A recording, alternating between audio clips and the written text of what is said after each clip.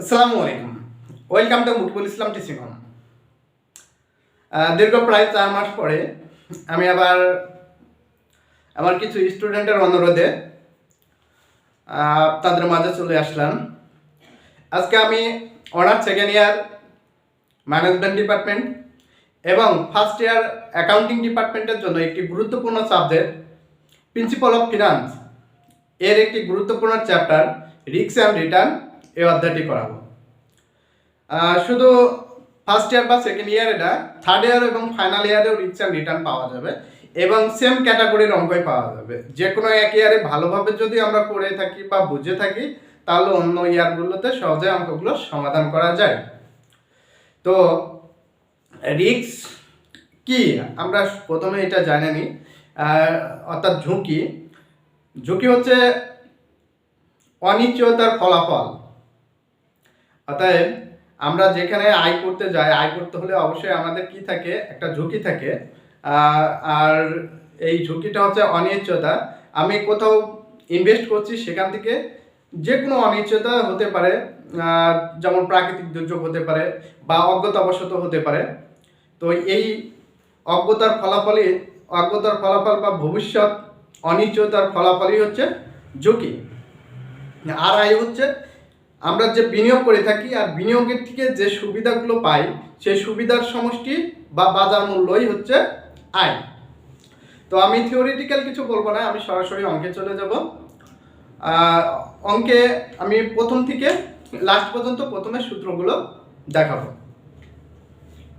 তো আমরা অঙ্কে প্রথমে যেটা পাবো, টোটাল রিটার্ন বের করতে দিবে আমাদের টিআর তে টোটাল রিটার্ন। তো টোটাল রিটার্ন প্রথমে আমরা পাবো হচ্ছে প্রিফার্ড স্টক। প্রিফার্ড স্টকের টোটাল রিটার্ন হচ্ছে D plus PE minus PB divided PB. এখানে ডি তে হচ্ছে ডিভিডেন্ড। ডি তে আমরা কি বুঝে থাকি, ডিভিডেন্ড। অতএব প্রিফার্ড স্টকে যে ডিভিডেন্ড ঘোষণা করা হবে সেটা ডি মান ধরবো। আর পিই অর্থাৎ ইন্ডিং প্রাইস, প্রিফার্ড স্টকের ইন্ডিং প্রাইস ধরবো। আর পিবি তে হচ্ছে প্রিফার্ড স্টকের বিগিনিং প্রাইস ধরবো। তাহলে আমরা প্রিফার্ড স্টকের টোটাল রিটার্নটা পেয়ে যাব। এরপরে আরেকটা জিনিস আছে, সেটা হচ্ছে বন্ড। আমরা বন্ডেরও টোটাল রিটার্ন বের করি। সেক্ষেত্রে আয়ের জায়গায়, শুধু ডির জায়গায় আমরা কি লিখবো, আয় লিখবো। 1 plus P minus PB divided PB. এটা কখন লিখবো, আয়টা যখন বন্ডের টোটাল রিটার্ন নির্ণয় করব। কারণ বন্ড থেকে আমরা কি পাই, ইন্টারেস্ট পাই, এই জন্য ডির জায়গায় আয় লিখবো। আর একটা হচ্ছে এক্সপেক্টেড রিটার্ন ইয়ার। এটা আমরা কখন লিখবো, এটার যখন সাধারণ স্টক বা কমন শেয়ার বা কমন স্টক বলবে তখন আমরা এটা লিখবো। এখানে D1 plus P1 plus P0 divided P0। এটা D1 তে আমরা ডিভিডেন্ড ধরবো। আর ডিভিডেন্ডটা অবশ্যই কি হবে, D1 করে নিতে হবে। D1 না থাকলে এটা ডিভিডেন্ড যদি বছরের শেষে হয় তাহলে D1 হবে, আর যদি ডিভিডেন্ড বছরের প্রথমে হয় তাহলে D0 হবে। আর D0 যদি দেওয়া থাকে তাহলে D1 করে নিতে হয়। তো আমরা সেকেন্ড ইয়ারে সবসময় D1 ই পাবো, D0 থাকবে না। D1 এর জন্য আমাদের একটা রেট থাকে, সেই রেটটা আমরা থার্ড ইয়ারে যে পাবো। আমাদের এটা এখন শেখার দরকার নেই, আমরা পরবর্তীতে শিখব। আর P1 অর্থাৎ শেষের মূল্য, আর P0 তে বছরের প্রথম মূল্য। আচ্ছা, এরপরে আমরা এইগুলো মূলত আসে হচ্ছে পার্ট বি তে। আরেকটা হচ্ছে এক্সপেক্টেড রিটার্ন ক্যাম্প মডেল। সেটা যদি camp model, capital asset pricing model উল্লেখ করে দেয়, সেক্ষেত্রে আমরা লিখবো হচ্ছে RF plus beta into RM minus RF। এখানে অবশ্যই একটা বিটার মান দেওয়া থাকবে।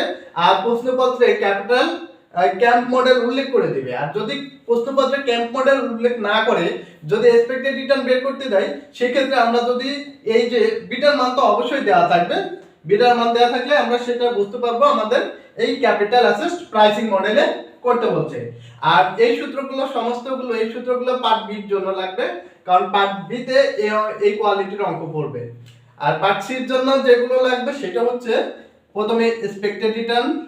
এটার জন্য আমরা যে সূত্রটা ব্যবহার করব সেটা হচ্ছে রিটার্ন গুলো সব দেয়া থাকবে, R1 তারপরে plus R2 plus R3 plus Rn, মনে করলাম n পর্যন্ত দেওয়া আছে, তাহলে আমরা n পর্যন্ত দেওয়া আছে n পর্যন্ত নিলাম, তাহলে ডিভাইডেড n। অতএব এখানে যদি 5টা পর্যন্ত দেয়া থাকে তাহলে আমি এখানে 4টা পর্যন্ত যদি দেয়া থাকে তাহলে n এর মান কত হবে 4টা। তাহলে আমরা মোটটা যোগ করে 4 দিয়ে ভাগ করলে আমরা কি পেয়ে যাব, এক্সপেক্টেড রিটার্ন পেয়ে যাব। তো এইটা কখন হবে, যখন প্রশ্নের প্রবাবিলিটি দেওয়া থাকবে না।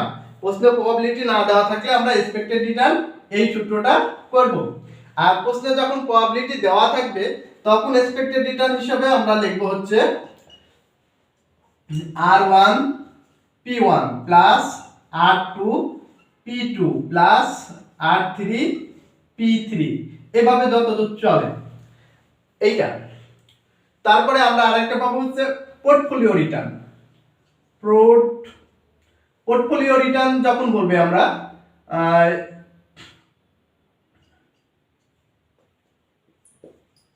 Expected return, portfolio return.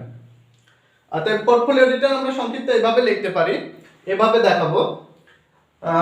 এইটা পোর্টফোলিও করতে হলে অবশ্যই এক্সপেক্টেড রিটার্ন বের করে নিতে হবে।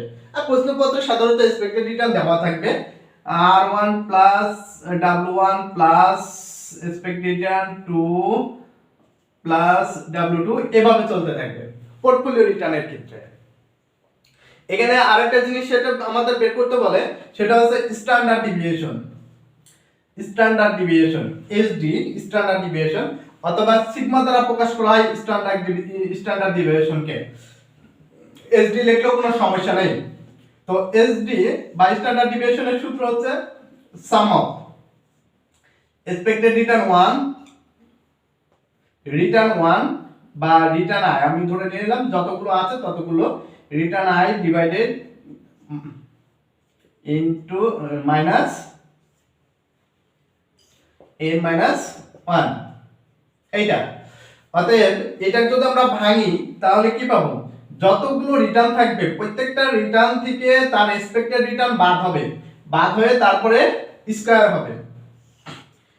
তাহলে আমরা এইভাবে বের করতে পারি, আর 1 minus expected return whole square. যদি প্রবাবিলিটি দেওয়া থাকে তাহলে এখানে আমরা ইনটু পি দিব, আর যদি না দেওয়া থাকে তাহলে প্রয়োজন নেই, প্লাস আবার R2 minus expected return whole square গুণ পি, এভাবে। আর যদি পি না দেওয়া থাকে তাহলে প্রয়োজন নেই, n মাইনাস 1, এখানে যেমন দুইটা ধরে লিখছি তাহলে 2 মাইনাস 1, যদি তিনটা হয় 3 মাইনাস 1, চারটা হলে 4 মাইনাস 1, এভাবে আমরা চলতে থাকবো। পি যদি প্রবাবিলিটি না দেয়া থাকলে, প্রশ্নপত্রে না দেয়া থাকলে দিব না, আর যদি দেওয়া থাকে তাহলে অবশ্যই দিতে হবে। প্রবাবিলিটি কি করতে হবে, গুণ করতে হবে। আচ্ছা, এরপর আমরা কোভেরিয়ান্স পাবো, সিভি কোভেরিয়ান্স লিখবো SD divided expected return x বার অথবা ইয়ার এক্সপেক্টেড রিটার্ন, এইটা।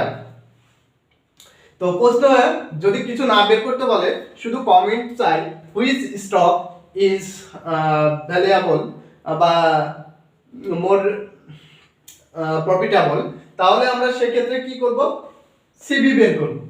সিবি বের করে যার সিবি কম হবে সেই স্টকই কি হবে, প্রফিটেবল হবে। মূলত এই সূত্রগুলোর ভিতরে অঙ্কগুলো পড়বে। আমি এখন একটি অঙ্ক করে দেখাচ্ছি। এখানে আমি একটি অঙ্ক তুলে দিলাম। অঙ্কটি 2017 সালে পড়ছে। প্রথমে ইয়ার দেওয়া আছে, তারপরে রেট অফ রিটার্ন। এখানে দুইটা সিকিউরিটি দেওয়া আছে, সিকিউরিটি এ আর সিকিউরিটি বি। 2014 সালে 25% রিটার্ন, আর বি তে আছে 30%। 15 সালে আছে 22%, আর বি তে আছে 25%, আর 16 সালে 19% আর 20%। এখন বলছে which security is more risky, এখন কোন সিকিউরিটিটা বেশি ঝুঁকিপূর্ণ আমার সেটা এখানে থেকে বের করতে হবে। তো এটার জন্য আমাদের প্রথমে এক্সপেক্টেড রিটার্ন বের করতে হবে, তারপরে স্ট্যান্ডার্ড ডিভিয়েশন বের করতে হবে, তারপরে কোএফিসিয়েন্ট অফ ভেরিয়েন্স বের করতে হবে। আবার প্রশ্নে তিনটাই বের করতে বলতো, তারপরে আবার উল্লেখ করে দিত which security is more risky. তো আমরা প্রথমে কি করব, এক্সপেক্টেড রিটার্ন বের করব। এক্সপেক্টেড রিটার্ন এইটাই যেহেতু প্রবাবিলিটি নাই, এখানে আমার প্রবাবিলিটি নাই, এজন্য এক্সপেক্টেড রিটার্ন হবে হচ্ছে এক্সপেক্টেড রিটার্ন বা আর বার লিখবো, এভারেজ আমরা বলে। তো এইটা আমরা যেভাবে লিখবো, প্রথমে এরটা করি। এ আছে প্রথমে 25 যোগ 25% যোগ 22% যোগ 19% ডিভাইডেড মোট আছে কয়টা, তিনটা, 3 দিয়ে ভাগ করব। 3 দিয়ে ভাগ করলে আমার কত হচ্ছে, 22% আসছে। এটা এক্সপেক্টেড রিটার্ন এ। এবার আমরা বের করব expected return B. Expected return B, B আছে হচ্ছে 30% যোগ 25% যোগ 20% ডিভাইডেড 3। তো আমরা এইটা ভাগ করলে কত পাবো, 3 দ্বারা ভাগ করলে 25% পাবো। এইটা ভাগ করলে 25%, তাহলে আমার expected return A are expected return B হয়ে গেল। এবার আমরা নির্ণয় করব হচ্ছে স্ট্যান্ডার্ড ডিভিয়েশন এ আর স্ট্যান্ডার্ড ডিভিয়েশন বি। তো স্ট্যান্ডার্ড ডিভিয়েশন এ নির্ণয় করতে হলে কি করতে হবে, আমার এই যে আগে এক্সপেক্টেড রিটার্ন লাগে, আমরা এক্সপেক্টেড রিটার্ন পেয়েছি, তাহলে আমরা কি করব, প্রথমে r1 মাইনাস এক্সপেক্টেড রিটার্ন, এরপরে কি হোল স্কয়ার যোগ r2 minus expected return whole square যোগ r3 minus expected return whole square divided n minus 1। এখন তাহলে আর কোনটা, এটা r1 r2 r3, তাহলে আমরা কি করব, রুট ওভার r1 কত আছে 25 মাইনাস এক্সপেক্টেড রিটার্ন কত পাইছি আমরা 22। এখানে আমরা পয়েন্টে লিখতে পারি, আবার পয়েন্ট বাদেও লিখতে পারি। তো আমি পয়েন্ট বাদে লিখলাম, প্রশ্নপত্রে পয়েন্ট দিয়েই রাখে, আপনাদের ইচ্ছা। এখানে হোল স্কয়ার গুণ যোগ আবার কত আছে 22 মাইনাস 22 হোল স্কয়ার যোগ 19 minus 22 whole square divided 3 minus 1। এটা অবশ্যই ক্যালকুলেশন করবেন, ক্যালকুলেশন করলে যেটা পাবেন আমি সেটা লিখে দিচ্ছি 3%, এখানে ক্যালকুলেশন করলে আসবে 3%। সেম ভাবে আমরা এসডি বি নির্ণয় করতে হবে আমাদের, তাহলে r1 মাইনাস এক্সপেক্টেড রিটার্ন এটা whole square plus r2 minus expected return whole square plus r3 minus expected return whole square divided n minus 1। তো এখানে কত কত ছিল, এখানে আমরা পাইছি প্রথমে 30 মাইনাস 25 হোল স্কয়ার গুণ প্লাস 25 মাইনাস 25 হোল স্কয়ার যোগ 20 minus 25 whole square divided 3 minus 1। এটা ক্যালকুলেশন করলে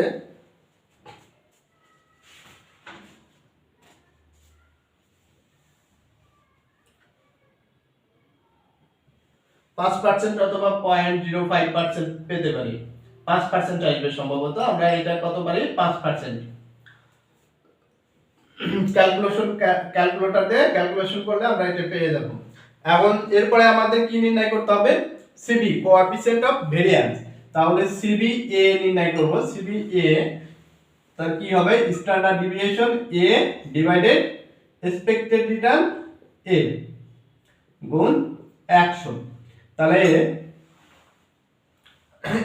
স্ট্যান্ডার্ড ডিভিয়েশন এ কত হয়েছে 3, তাহলে আমরা কি লিখব 3 ডিভাইডেড এক্সপেক্টেড রিটার্ন কত 22 গুণ 100, এটা হবে।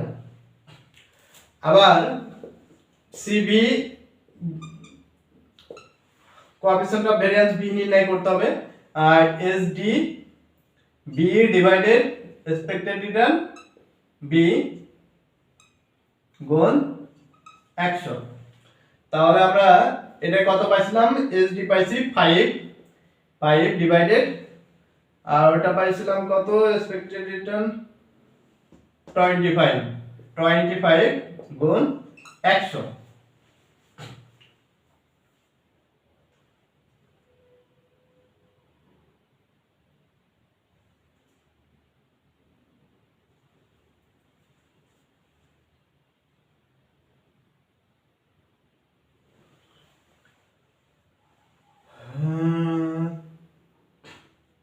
এটা 13 দশমিক সামথিং আসবে, আর এটা আসবে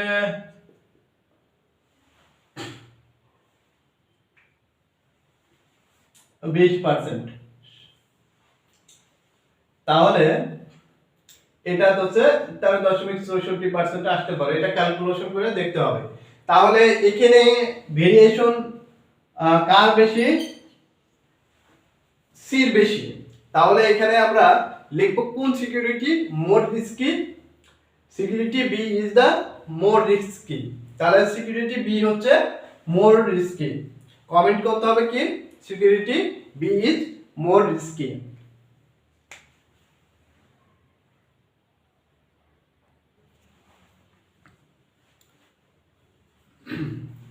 আর অঙ্ক এখানে দিয়েছি, আগের অঙ্কটাই প্রবাবিলিটি ছিল না, কিন্তু এই অঙ্কটায় প্রবাবিলিটি আছে। বলছে the following of return and probability of two security. এখানে দুইটি সিকিউরিটির রিটার্ন এবং প্রবাবিলিটি দেওয়া আছে। অঙ্কটা আছে 2016 সালে, ন্যাশনাল ইউনিভার্সিটি 2016। তো প্রথমে প্রবাবিলিটি দেওয়া আছে 0.10, 0.30, 0.40, 0.20, আর সিকিউরিটি আছে 15% রিটার্ন, 20%, 5%, 10%। তারপরে বি তে আছে 25%, 30%, 35%, 40%। আচ্ছা, এখন এক নম্বর রিকোয়ারমেন্টে বলছে expected return of two security.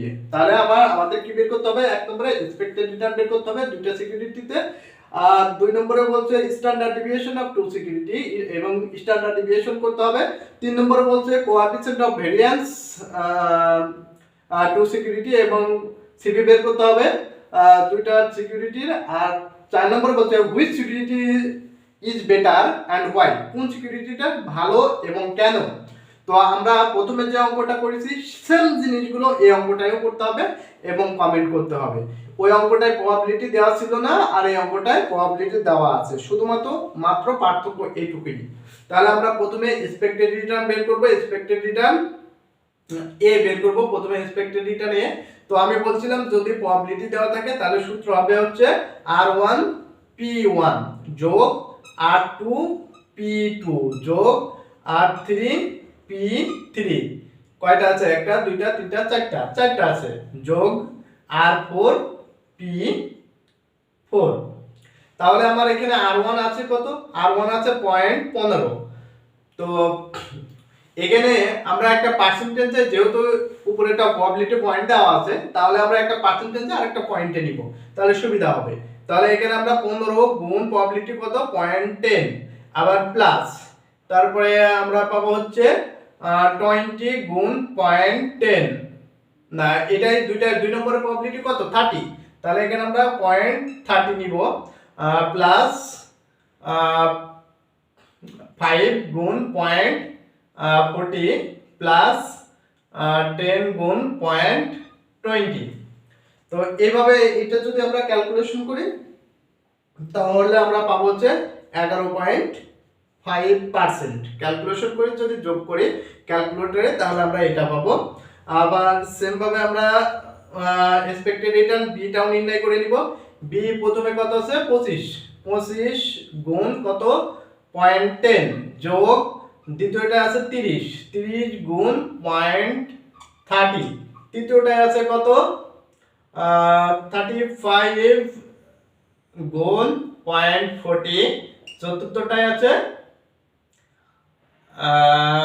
40 গুণ 0.20। তো এটা যদি আমরা গুণ করে যোগ করি তাহলে ক্যালকুলেশন করলে আমরা পাবো 35.5%। এই আমাদের হয়ে গেল হচ্ছে এক্সপেক্টেড রিটার্ন। আর এবার আমরা চলে যাব হচ্ছে সিভিতে, সরি স্ট্যান্ডার্ড ডিভিয়েশন। 2 নম্বরে কি বলছো স্ট্যান্ডার্ড ডিভিয়েশন এসডি এ নির্ণয় করব। তো সেক্ষেত্রে আমরা সূত্র কি দিছিলাম, return 1 minus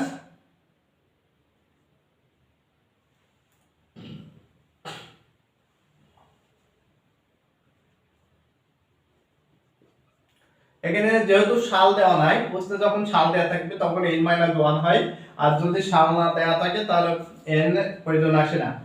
r minus expected return whole square গুণ p1। যখন প্রবাবিলিটি দেওয়া থাকবে তখন অবশ্যই আমাদের কি করতে হবে, এর সাথে গুণ p লিখতে হবে। তাহলে r2 minus expected return whole square p2 যোগ r3 expected return whole square p3 যোগ r4 মাইনাস এক্সপেক্টেড রিটার্ন গুণ p4, এইটা। এবং প্রত্যেকটার পর কি হবে হোল স্কয়ার হবে। এখন তাহলে আমরা যদি এটা উঠাই তাহলে আর প্রথমে কত দেওয়া আছে a 15%। তাহলে আমরা দুইটা এবার পয়েন্টে নিব, আর এইটা না যেহেতু এটা পয়েন্ট আছে তাহলে দুইটাই আমরা ইতে নিব, যেটা দেওয়া আছে সংখ্যা দেওয়া আছে সংখ্যায় নিব। 15 মাইনাস আমার এটাই কত হচ্ছে 11.5 হোল স্কয়ার গুণ p কত ছিল 0.10। এটা আমরা বিয়োগ করে কি করব, তার সাথে 0.10 আমরা গুণ করে দেব। সেম ভাবে এখানে কত ছিল 20 মাইনাস 11.5 হোল স্কয়ার গুণ কত 30। সেম ভাবে কত 5 মাইনাস 11.5 হোল স্কয়ার গুণ পয়েন্ট কত 40। তো সেম ভাবে আবার পাবো হচ্ছে সর্বশেষ কত 10 মাইনাস 11.5 হোল স্কয়ার গুণ 0.20। তো যদি আমরা এটা ক্যালকুলেশন করি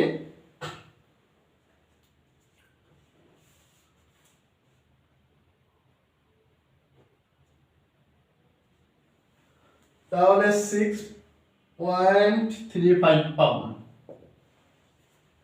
এটা ক্যালকুলেশন করব আমরা কি করব ক্যালকুলেটরে উঠাবো 15 মাইনাস 11.5 যা হবে, তারপরে স্কয়ার গুণ 0.10, তারপরে যে সংখ্যাটা আসবে সংখ্যাটা বসাবো প্লাস, আবার এইভাবে তারপর সব সংখ্যাগুলো যোগ করে রুট করে দিব, তাহলে আবার এই অ্যানসারটা পেয়ে যাব। আবার এসডি বিও আমরা সেম ভাবে কি করব, বি আছে কত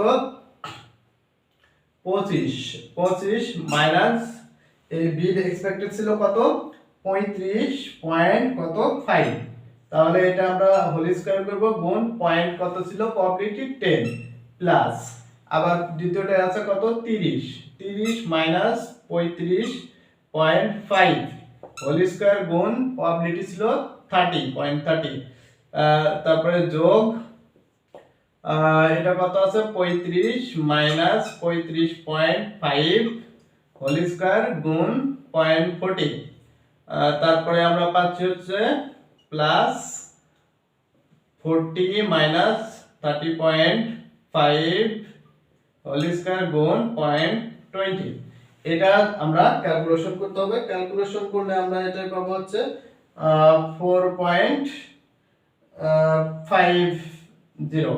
ক্যালকুলেটরে হালকা কম বেশি এদিক ওদিকে হতে পারে। এরপর আমাদের কি করতে হবে, সিবি নির্ণয় করতে হবে। এখন সিবিএ, একটা সিবি নির্ণয় করতে হলে আমরা এসডিএ লিখব, ডিভাইডেড এক্সপেক্টেড রিটার্ন এ গুণ 100। এই তো, তাহলে এসডিএ আমরা কত পাইছি, 6.35 ডিভাইডেড এক্সপেক্টেড রিটার্ন কত ছিল, 11.5 গুণ 100। তাহলে আমরা এটা পেয়ে যাব। আবার হচ্ছে সিবি বিটাও সেম, এসডিবি এর কত বের হইছে, 4.50 ডিভাইডেড এসডি এক্সপেক্টেড রিটার্ন কত ছিল, 35.5 গুণ 100। এই দুইটা আমরা রেজাল্ট পেয়ে যাব। ক্যালকুলেটরে গুণ করে ভাগ করতে হবে।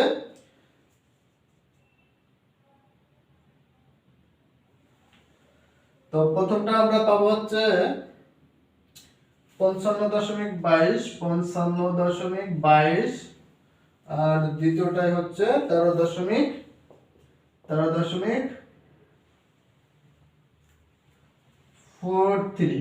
এটা কম বেশি হতে পারে, ক্যালকুলেটরে দেখতে হবে। তাহলে এখানে কোন সিকিউরিটিটা বেটার, তাহলে যেটা রিস্ক কম বাড়াবে, এখানে 13 কত, এখানে 13 আর এখানে কত 55, তাহলে এখানে বেটার কোনটা, বিটা। তাহলে B security is the better because it's CB less than CBA। এটা কমেন্ট করলে অঙ্কটি হয়ে যাবে। অঙ্কটায় 10 মার্ক পাওয়া হয়ে গেল। কত সহজ অঙ্ক।